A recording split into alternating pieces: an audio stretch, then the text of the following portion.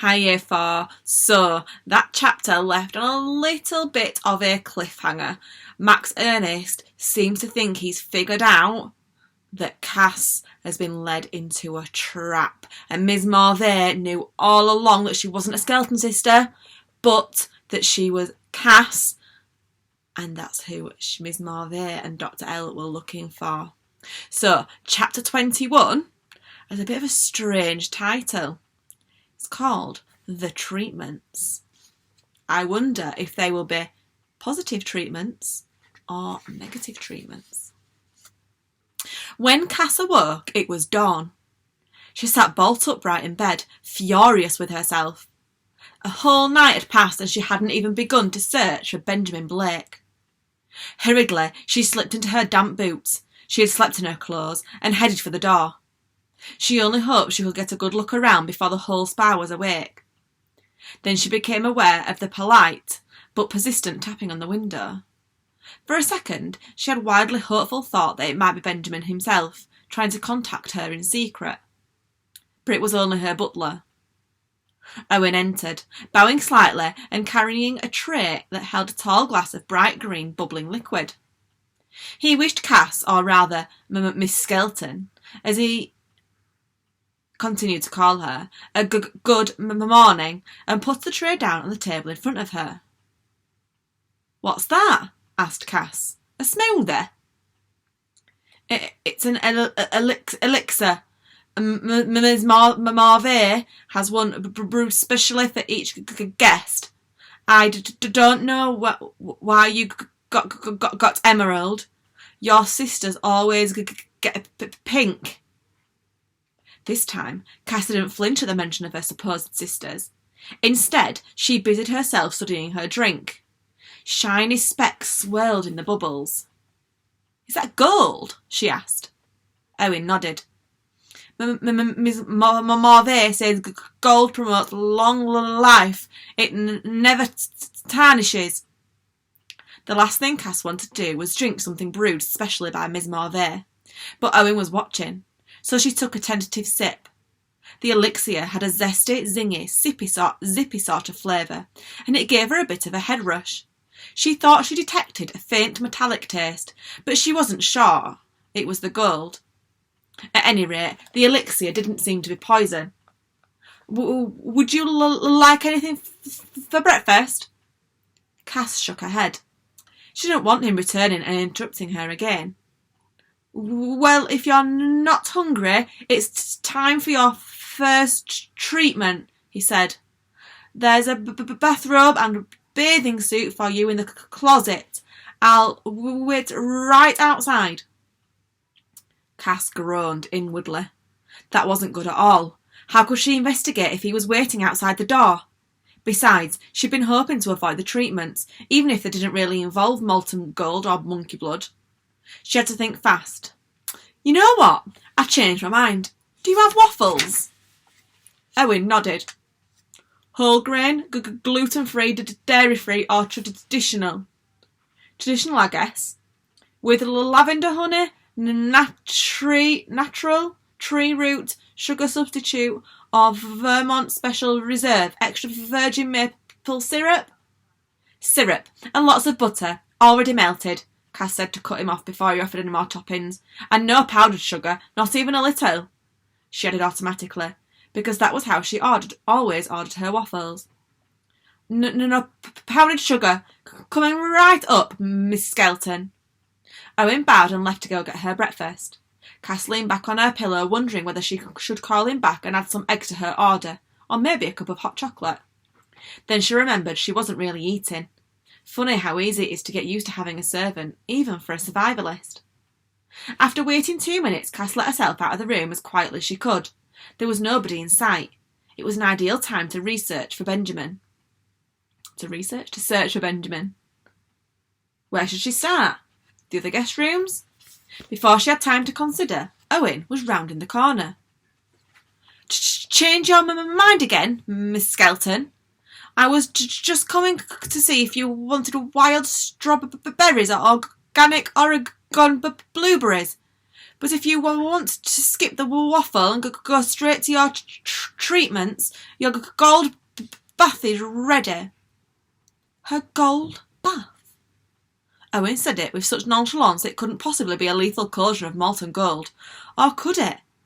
Perhaps workers at the Midnight Sun were so used to seeing children boiled alive that they were completely blasé about it. Are you familiar with the words nonchalant and blasé? They're two of my favourite words in a crisis. If you don't know them, I'd advise you to look them up now, but make sure you don't appear too anxious when you do. Cass decided the wisest course was to pretend to go along with her butler, then to escape at the first opportunity. Yeah, I guess I'm not really hungry after all, she said, trying to sound equally nonchalant. I told you to look it up. On the way, Owen warned her to respect the privacy of any people she encountered. At the Midnight Sun, guests only speak to each other at meals. Ms. Marvay's rules. He need not to have warned her because she saw only a few guests, and then only at a distance. Still, she was close enough to get a general impression. Like Dr. L and Miss Marvay, like all the staff at the Midnight Sun, all the guests at the spa were tan and smooth and perfect looking. Cass hated them on sight. Oh, one other thing. They all wore gloves. Even the man swimming in the lap pool. Hey, Owen, said Cass, still doing her best to act blasé. What are those gloves for? Why is everyone wearing them? But Owen didn't hear.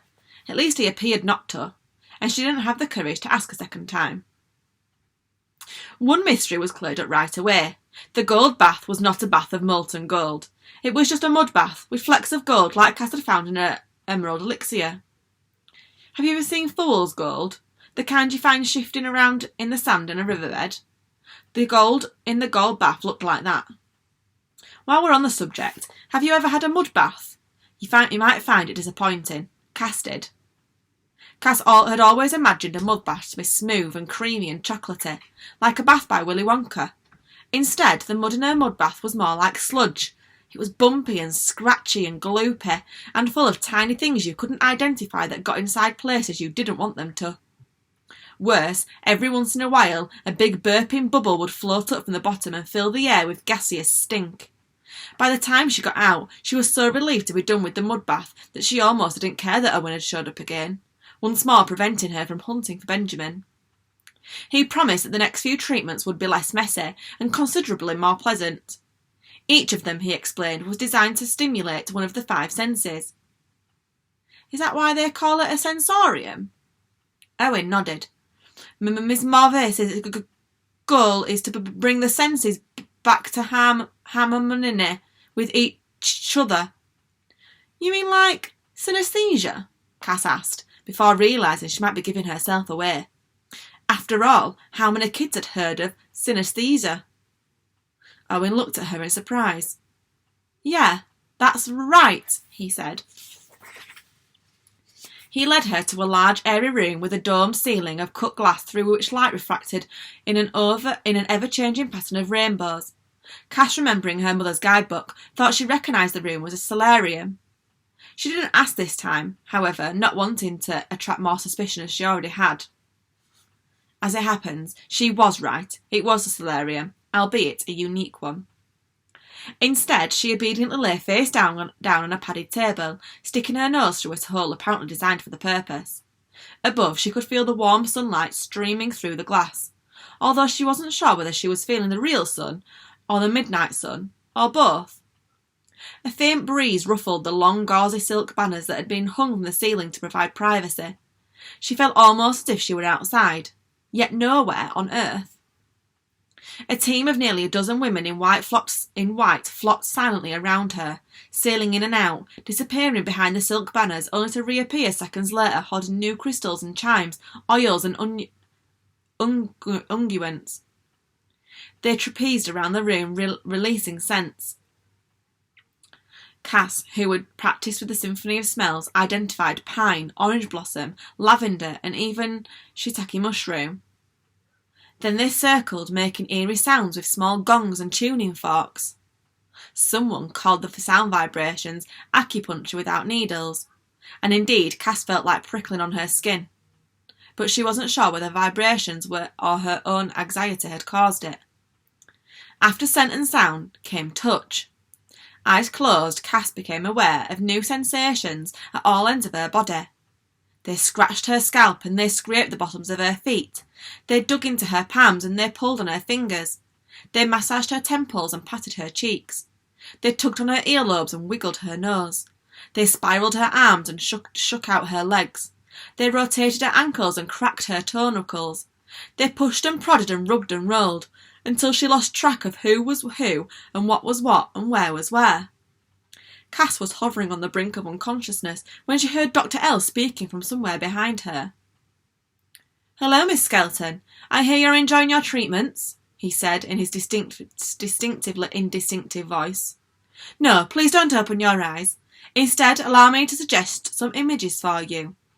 Many patients feel it helps them to relax." Cass could feel him coming closer. It was excruciating, like an itch. She was aching to sit up, but she knew she had to lie still if she didn't want him to suspect anything. He began murmuring in Cass's ear.